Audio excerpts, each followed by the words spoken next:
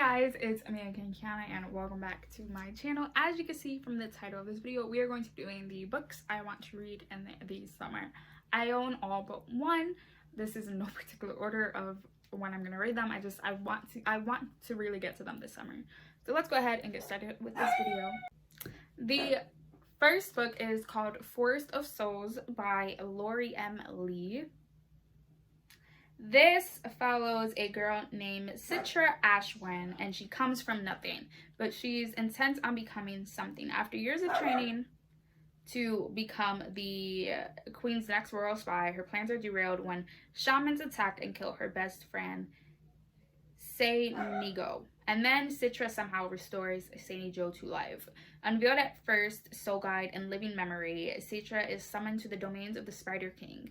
For centuries, he has used his influence over the deadwood and ancient forests possessed by souls to enforce peace between the kingdoms. Now with the trees going wild and untamed, only a soul guide can restrain them. As war looms, Citra must master her newly awakened abilities before the trees shatter the bitter peace, or worse, claim Seinigo, the friend who she would die for.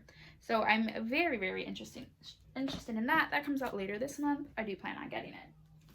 The next book I want to get to this summer is The Ballad of Songbirds and Snake by Susan Collins. This is the prequel to The Hunger Games, and this follows President Snow. This is for the 10th Hunger Games, and President Snow is one of the mentors, and he ends up getting the girl from District 12, and he doesn't want to get paired with her because District 12 never wins, but because of his family's status, they're like losing power or something, he has no choice but to say, I will train her. And apparently from what people have said, that girl reminds him of Katniss. So who knows? I do want to read this. I'm very excited.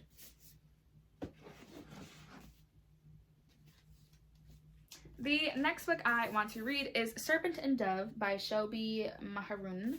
And all it says is a witch hunter bound in holy matrimony. There was only one way such a story could end, a stake and a match. 2 years ago, Louise LeBlanc fled her coven and took shelter in the city of Seren, forsaking all magic and living off whatever she could steal. There witches like Lure hunted, they are field and they are burned. Sworn to the church as a chaser, Reed Diggory has lived his life by one principle: thou shalt not suffer a witch to live. His path was never meant to cross with Lou's, but a wicked stunt forces them into an impossible union, holy matrimony. The war between witches and church is an ancient one, and Lou's most dangerous enemies bring a fate worse than fire. Unable to ignore her growing feelings, yet powerless to change what she is, a choice may be made, and love makes fools of us all. Everybody seems to enjoy this. The second book is coming out. It is a chunker, but I do plan on reading it.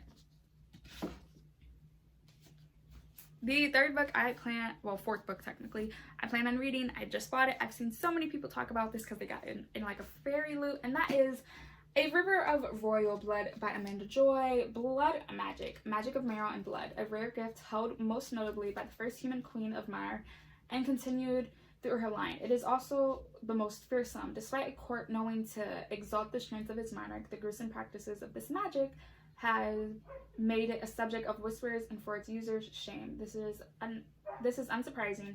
Power has always inspired fear. 16-year-old Eva is a princess born with the magic of blood and marrow, a dark and terrible magic that hasn't been seen for generations in the vibrant but fractured country of Mare. Its last known participation was Queen Rhaena, who toppled the native royalty and massacred thousands, including her own sister, 5 generations ago, thus beginning the rival hair tradition. Living in Rhaena's black and dark shadow, Eva must now face her older sister Isla on her 17th name day in a battle for the death if she hopes to ascend the Ivory Throne. Because in the kingdom of Mare, only the strongest, ruthless ruler survives. So apparently they're sisters, they're fighting, one has magic, doesn't. It's not that long. I'm gonna love it.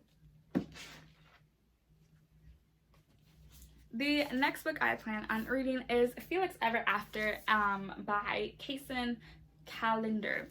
And this follows a boy named Felix, and someone has found out that Felix is transgender and is basically sending him threatening messages.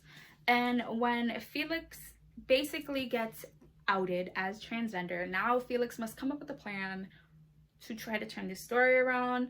People have loved this. I think this is 2020 or late 2019. I'm not sure, but I know I'm gonna love this as well. The next book I plan on reading is The Henna Wars by Adiba. I'm not even gonna try that because I don't want to butcher her name. But this follows a girl named Nishit, and her parents told her she could be anything as long as she's not lesbian, which she is. And she doesn't want to lose her family, but it only gets harder once a childhood friend walks back into her life. Flava is beautiful and charismatic, and Nishit falls for her instantly. But when a school competition invites students to create their own businesses, both Flava and Nishit decide to showcase their talent as henna artists in a fight to prove who's the best. Their lives become more intertwined. It is Pride Month. Maybe I can get to this one or Felix after later this month, but I do want to read this as well. Next, of course, is Muse of Nightmare by Laini Taylor. This is the second and final book in the Strange the Dreamer duology. And in the first book, we are met a boy named Laszlo Strange, who was orphaned and told stories of the city of Weep. And when he was an adult, he was able to go to the city of Weep and try to basically find out like whatever happened. I really did enjoy the first book, and I hope to get to the second book very, very soon. The next book is Opposite of Always by Justin A. Reynolds, and this follows a guy named Jack, and he meets a girl named Kate at a party, and they bond over sunrise over their mutual love of Fruit Loops and their favorite flicks. Jack knows he's falling hard, and soon Kate's meeting his best friends, and Kate wins them over as easily as Jack, but then something happens. Kate dies, and their story should end there, but it doesn't. Jack is able to be sent back in time to before Kate dies in order to stop it, but in order for him to save Kate so she doesn't die, someone else must. A lot of people have enjoyed this. I'm a sucker for romance novels, and I'm very excited for this. And then the last book, which I had to stop myself from picking up and like screwing over my entire TBR, is Bone Criers Moon by Catherine Purdy. And basically in this novel, we follow a girl who is a bone crier, and in order to become a bone crier, they must kill their first loves. And then we follow a guy who his father was killed by a bone crier, and he has made it his mission to destroy every bone crier he's ever come in contact with. This is the Owlcare exclusive edition with the sprayed edges, and I'm very excited, and I do hope to read this maybe in July. But yeah, those are all the 1, 2, 3, 4, 5, 6, 7, 8, 9 books I plan on reading. I could get that done because normally in July I read about 9 books. But yeah, but that is all for this video. I'll be leaving here 2 videos. Honestly, you guys should go check out. I try my hardest to post 3 times a week, and I'll see you guys very soon. I'll see you guys very soon with another video. Bye guys.